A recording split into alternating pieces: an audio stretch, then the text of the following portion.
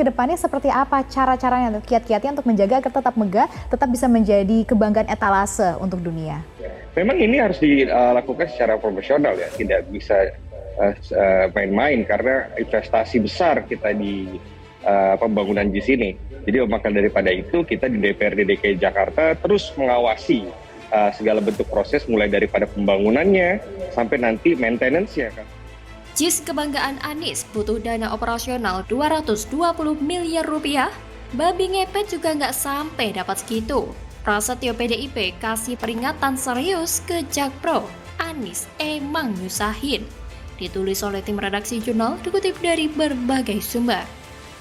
PSSI menyatakan JIS baru layak digunakan sebagai stadion pertandingan pada 3-5 tahun ke depan karena perbaikan yang dilakukan cukup mendasar.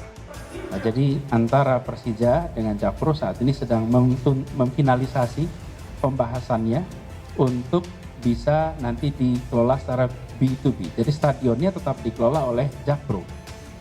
Hanya home base dari Persija akan menggunakan Jakarta International Stadium. Nah, detail perjanjiannya ini sedang dalam proses. Ketua DPRD DKI Jakarta Prasetyo Edy Marsudi kasih peringatan tegas dengan meminta PT Jakarta Propertindo atau Jakpro selaku pengelola agar mencari cara untuk memenuhi biaya operasional Jakarta International Stadium atau JIS. Dana yang dibutuhkan untuk operasional stadion warisan ex-Gubernur Anies Baswedan itu sebesar 220 miliar rupiah.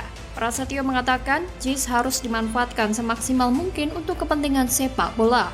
Apalagi dana yang digelontorkan dari anggaran pendapatan dan belanja daerah ini cukup besar, mencapai 5 triliun rupiah. Hal ini disampaikan Prasetyo saat menerima audiensi bersama supporter Persija Jakarta, Jakmania, yang juga dihadiri oleh Direktur Utama PT Jakarta Propertindo, Jakpro, Iwan Takwin. Karena itu, ia meminta Jakpro tak kekurangan dana untuk pembiayaan operasional JIS itu. Perlu ada upaya lebih seperti menggait berbagai komunitas sepak bola agar mau menyewa JIS. Operasional JIS itu besar, Pak. Tapi kalau lu nggak mulai dari sekarang, running dengan nilai 220 miliar rupiah itu, dari mana tuh? Babi ngepet juga nggak dapat segitu, iya kan? Dari sinilah kita coba merintis dari bawah ke atas, cari pembiayaan, ucapnya. Sementara Iwan Takwin mengakui biaya operasional JIS itu mencakup kebutuhan perawatan hingga listrik dan air. Ia pun akan mengadakan berbagai kegiatan agar roda bisnis di stadion berkapasitas 82.000 orang itu bisa berjalan. Prasetyo pun juga berencana menemui pejabat Gubernur DKI Jakarta Heru Budi Hartono untuk membahas hal ini. Beberapa perbaikan yang perlu dilakukan sesuai rekomendasi PSSI itu diantaranya pemisahan akses pemain, pelebaran pintu masuk bis pemain, dan akses jalan sekitar stadion. Prasetyo juga menyebut perlu ada pembenahan infrastruktur agar rem timur bisa dibuka. Karena itu ia berharap Heru Budi melakukan upaya untuk mempercepat pengerjaan infrastruktur agar para pemain Persija serta Jakmania bisa merasakan stadion berkapasitas 82.000 orang itu. Sebenarnya JIS dibangun bukan karena murni untuk olahraga, tapi ada unsur politiknya yang sengaja digunakan oleh gubernur sebelumnya Anies Baswedan untuk kepentingan pribadinya. Jadinya ya apa adanya, banyak kurangnya dan membahayakan para pengunjung atau penonton. Tapi Anies ini memang lucu dan terkenal sulit introspeksi. Terlalu negative thinking sehingga masukan dan kritikan dari orang lain dia anggap sebagai upaya untuk menggulingkan karakternya. Apa yang dia lakukan selalu benar sehingga tidak pernah salah. Kalau ada temuan kesalahan dari pihak lain, itu dianggap sebagai kesalahan mereka. Dan yang paling dirugikan di sini yaitu gubernur setelahnya, dalam hal pejabat Gubernur Jakarta Heru Budi Hartono yang dipaksa membenahi ketidakbecusan Anies. Mau tidak mau, Heru Budi dan para pemangku jabatan di DKI Jakarta harus memutar otak bagaimana mencari dana untuk perawatan stadion. Hasil kerja Anies ya kayak gini. Terlihat megah, tapi begitu dicoba langsung ambruk.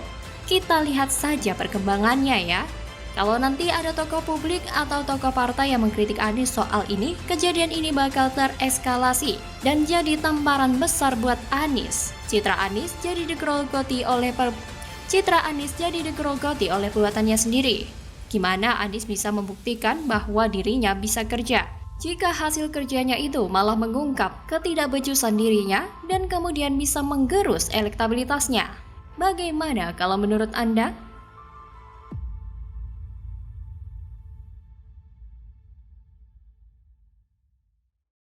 Tuduhan dengan tuduhan, dan kemudian kita coba lebih lembut di jalan yang lebih baik lah.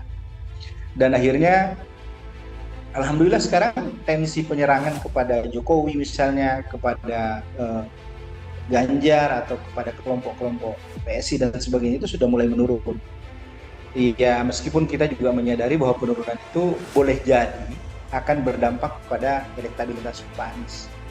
Relawan Anies pongah, elektabilitas Anies Baswedan bakal meningkat kalau Jokowi dan Ganjar diserang? Lah, Anies sudah capek keliling safari politik aja, elektabilitas tetap jeblok. Ditulis oleh tim redaksi jurnal, dikutip dari berbagai sumber. Terungkap dari hasil survei itu, hasil yang lumayan mengejutkan. Tentu saja mengejutkan buat kadrun ya. Terima kasih Anies. Dengan adanya dirimu, kami akhirnya bisa melihat bahwa beginilah jadinya kalau rakyat memilih seseorang, memilih pemimpinnya bukan dari pencapaian kerjanya, tetapi hanya dari wajah dan agamanya. Ketua Umum Konfederasi Nasional Relawan Anies atau Korean, Muhammad Ramli Rahim sadar betul bahwa serangan kepada Jokowi dan kubu pemerintah akan menaikkan elektabilitas seorang Anies Baswedan.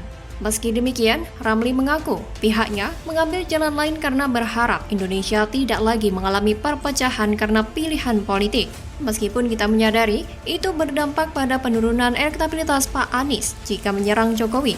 Meski demikian, Ramli mengaku pihaknya mengambil jalan lain karena berharap Indonesia tidak lagi mengalami perpecahan karena pilihan politik. Meskipun kita menyadari itu berdampak pada penurunan elektabilitas Pak Anies, jika menyerang Jokowi, diakui atau tidak, serangan ke Jokowi itu menaikkan elektabilitas Pak Anies, ujar Ramli saat bincang bersama pemerhati pendidikan Indra Karismiaji di kanal YouTube Laman TV, dikutip Selasa 24 Maret 2023. Kita coba lebih lembut dan lebih baik. Akhirnya, alhamdulillah, tensi serangan kepada Jokowi, Ganjar atau PSI sudah mulai menurun, tambahnya. Bagi Ramli, yang terpenting dalam kontestasi pemilihan pemimpin bukanlah Anies Baswedan menjadi seorang presiden. Ramli mengklaim bagi pihaknya, yakni kelompok relawan Anies, persatuan dan mengakhiri pembelahan yang beberapa tahun terakhir ini tak bisa diselesaikan harus jadi yang utama. Tetapi yang paling penting bukan soal Pak Anies jadi presiden, tapi bagaimana bangsa ini bisa bersatu dan pembelahan bisa diselesaikan dengan baik, jelasnya. Bagi Ramli dan relawan, Anies merupakan tokoh yang bisa menghadirkan persatuan. Hal ini mereka dasari dengan rekam jejak Anies selama memimpin DKI Jakarta. Kita menemukan tokoh yang meski dituduh dan diarah-arahkan kepada sesuatu yang tidak ada pada dirinya, dia tetap tenang dan sabar dan tetap membangun persatuan di Jakarta. Ini yang jadi nilai positif untuk Pak Anies, ungkapnya. Tapi fakta berbicara dari Mei 2021 ke Maret 2023, dukungan kepada Ganjar naik dari 25,5% menjadi 35,5%. Sementara Prabowo cenderung turun dari 34,1% menjadi 27,2%. Dan Anies cenderung tidak banyak berubah dari 23,5% menjadi 24,8%. Inikah efek dari safari politik yang gencar dilakukan Anies? Kasian deh dia, capek-capek keliling ke sana kemari kayak naik angkot, tebar senyum dan pesona, dada-dada dan salaman dengan masyarakat, lalu selfie bareng, hasilnya zong. Sebenarnya banyak pengakuan dari beberapa netizen bahwa acara yang dihadiri Anies itu tidak rame, cenderung sepi.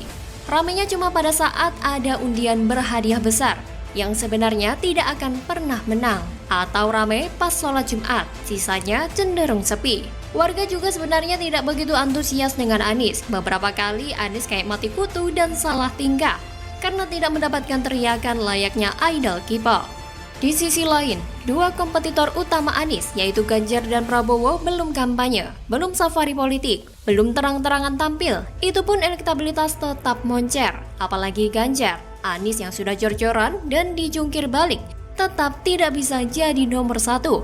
Ibarat Anies curi start, yang lain masih duduk santai, tapi Anies masih belum bisa capai garis finish.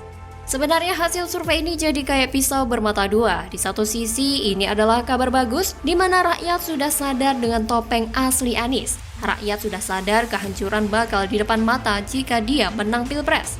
Tapi di sisi lain kubu Anies bisa jadi gelap mata dan kalap ketika sudah putus asa. Mereka itu payah, kalau sudah terjepit bakal melakukan apapun supaya menang. Tidak peduli caranya apa dan gimana. Pokoknya hajar terus dan tidak ada kata kasih kendor. Yang penting menang. Tidak peduli meski harus memecah belah, ini yang agak ditakutkan. Mereka itu bisa menggila di luar nalar. Politik identitas tak akan terhindarkan. Persis seperti yang pernah dikatakan Anies dulu. Ini semacam pemakluman dan tanda bakal adanya politik seperti itu. Tapi peduli amat, biar aja makin nyungsep. Sudah saatnya rakyat sadar tidak mau lagi dikibuli, dibohongi, dan dibodohi dengan mulut manis penuh tipu muslihat. Jangan lagi beri panggung kepada orang yang rela didukung siapapun asalkan menang. Standar etika politik sudah hilang. Bagaimana kalau menurut Anda?